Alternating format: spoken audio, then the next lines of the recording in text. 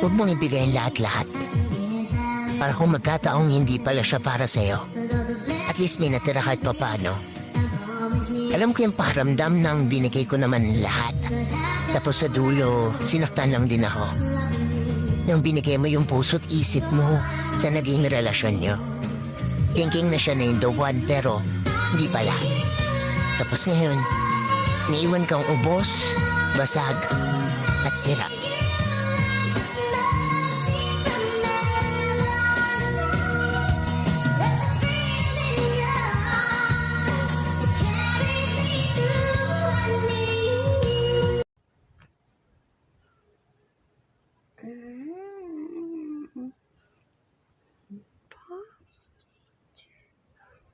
Basta kung nantok